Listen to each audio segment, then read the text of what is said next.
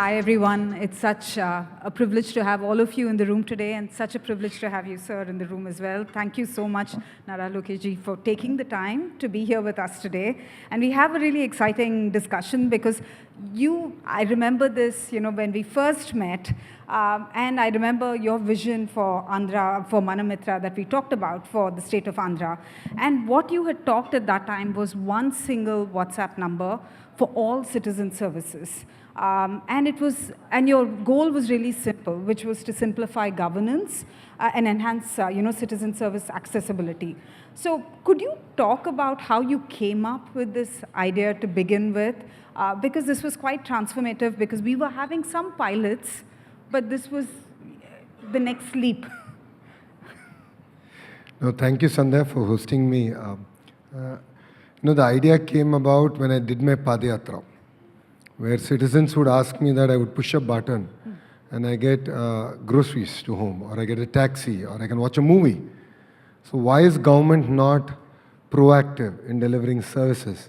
So it was actually an electoral promise that I made during my Padayatra that we'll bring all the citizen services onto a single platform, a number, and deliver on the promise of ease of living. So that's where this idea came about. So it was inspired by the experience that people of Andhra Pradesh were actually having across various other technology platforms. And then I realized that everyone loves WhatsApp in India. And that's when we reached out to Meta. Yes. And then we started the discussion. And I remember the aggressive timeline you put as well for us. Do you want to talk Well, I think talk about that a bit? I'm sure my chief minister will be watching this, and I'll get into a lot of trouble. We agreed to do this project in 60 days. It took us 90 days to launch. So if all of you have followed, Andhra is known for speed of doing business. But yes, I think we've started in the right direction. And I think we've really solved the basic problems that our citizens today face. And I think just in terms of from the genesis of an idea to actual implementation, and trust me, 90 days is very fast, but Mitra scaled rapidly. We started with 160 services in Feb last year, and now it's almost 900 citizen services and, increasing every day. A significant expansion, if I may say that, across multiple departments, all in a very short period of time. So would love to hear your, insights into the journey because it's very rapid growth. A little about, as you think about bringing all of these services online and your vision for this one number citizen services, a bit about the internal processes, the technologies and collaboration that would have had to be enabled, because I think we're a platform which enables it, but actually the real work gets done in the back end in terms of processes. And what mindset shifts were necessary? Because there was that as well, right? Because multiple different government teams, stakeholders, to transition from a very traditional service delivery to a citizen-centric digital, approach. And I think would love to hear from you on key learnings, key challenges, and how you approach this, because at the heart of it, it's still a simple solution to use. I think biggest challenge is internal politics. Every department would like to control the experience, control data. But what makes things unique in Andhra Pradesh is we have something called real-time governance. It's actually a ministry. And I happen to be the minister of it. This is something our Chief Minister, Mr. Naidu, envisaged way back in 2016-17. And ever since, it's taken different forms. But now we've come out with a new avatar. But the biggest challenge was to bring everyone to come, sit, discuss, and then open up their AIs. So technology is merely an enabler of change, but real change should actually happen culturally. The cultural shift is important.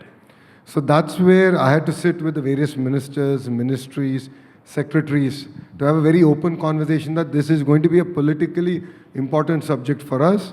This is the mandate of our Honorable Chief Minister and we need to get it done. Then we had to work department by department. We said, first let's get the high sort of traffic services going and then work backwards to the more niche services which are used occasionally but are important for that few citizens who want to use it. So it was building that consensus, and of course, when we launched, the success that we've sort of delivered on the first 100-odd services, that really enabled us. It was a catalyst for every department to say, aha, this works, and this can transform. Yeah. And then this was part of our discussion in every cabinet meeting where the Chief Minister would also say that okay, you're launching this service, make it WhatsApp first. So that's the approach that we've taken as a state. And I believe this is just the beginning. Before I came for the session, we were talking about how can we now go from menu-based to more AI-driven. How can you use, conversational AI? How can we use, of course, your call center, agentic AI, and deliver these services and build trust on the platform further? So, in that sense, I think the most important thing for all the secretaries here, to the policymakers here, is that political will is going to be very, very important to deliver this. In fact, I remember one meeting where we had come down to Amravati as well, and I think the mandate was very clear from the Honorable Chief Minister and from you, sir, around how we make this across all departments, not make it small in scope, but over a period of time really add more and more services. And you're right, I think that kind of will across multiple departments with your leadership was really helpful. No, I think if I can add, this is a question that I keep asking my team. So I'm also the HRD minister. I keep telling them, keep the child as center of our universe. And then look at it from a policy. It puts things in perspective. Similarly, in RTG, I said, let's put the citizen as center of our universe, not the chief minister. General tendency is, what is the reports he needs or what do we need to do? I said, flip it. Let's keep the citizen as center of our universe. And then as departments, we're here to serve the citizen. And that sort of changed our entire thought process. And the team really came together. And they all came together. And of course, we continue to fight. Some of them resist change. A few of the temples are not yet on the platform. So it's a constant struggle that we'll have. But, greater part of the services have now come on board. Awesome. And over the past months, since we launched Mitra, what kind of feedback have you directly received from citizens and district officers on the ground? I know your WhatsApp keeps blowing up with feedback and messages. Are there any memorable examples or stories where a citizen reached out to you directly and shared about how their life was significantly transformed by accessing public services? I think, hall tickets, I happen to be the HRD minister, so hall tickets, I didn't know, was so cumbersome. So this idea came from my citizens saying that, why don't you make it WhatsApp enabled from day one? And that simple transformation made it so much more easy for our kids to access hall tickets, and they didn't have to go to any other center or take printouts. It was so seamless. And I could see a flurry of messages that came after we launched this saying, thank you so much. It saved time, it saved energy, and this kind of summer, we don't need to go out. So it really helped in that sense. The other areas, paying utility bills was really transformative. And I continue to get feedback across board, where citizens, they get to know my number, they share their feedback, and they're very appreciative of our services. But what's even more exciting is once the citizen avails a service, we have a mechanism where we collect feedback from the citizen. So, and departments are ranked based on this feedback. My Honorable Chief Minister actually reviews this on a weekly basis. So there's an RTG meeting where he actually reviews this and he gives this feedback to the ministers and the secretary saying, okay, you've dipped or you've improved, this is how we can do better. And that has sort of enabled us to refine, fine-tune our services. That's why I was sharing, when we met, I was sharing that on a scale 1 to 10, where am I? I'm at 3.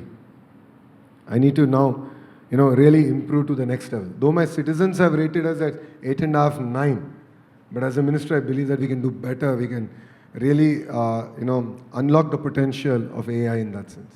In fact, you're absolutely right in terms of just the vision and the ambition that you can have. I think AI enables a lot more of what you have planned in terms of citizen services at citizens' fingertips. And that's actually my next question, right? I think, one, you've become recently the first state government that formally incorporated WhatsApp governance in a state budget.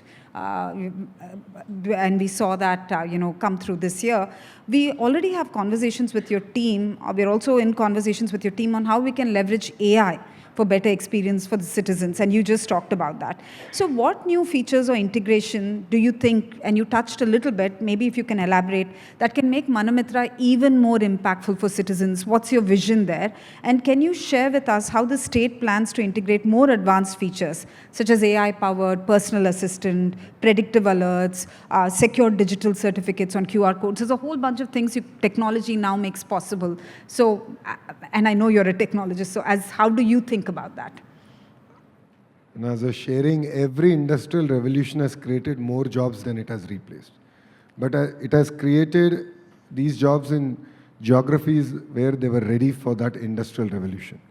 So it's imperative that India embraces AI and we actually lead the conversation. And that's where Andhra Pradesh is playing a significant role, starting from data centers to all the way to actually empowering citizens.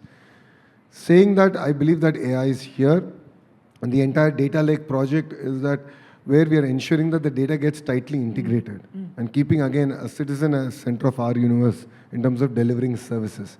That's where now AI is playing a much larger role. So once we issue a birth certificate, automatically a lot of things can sort of get integrated. That tracking, that ability to use the basic rule engine and actually deliver it and have the documents ready, though the citizen might ask for it or might not ask for it. But when they want it, it's there. And that's where I believe that AI is going to play a very, very powerful role. And that's what I believe is the next wave in terms of what we're going to do in Andhra Pradesh. Saying that, what excites me is the conversational AI bit. Our ability to empower citizens and not go through, we've done the menu bit, so which I call version 1.0. And now we need to do the 2.0 in the next 90 days. And, using We AI have a just new to... target.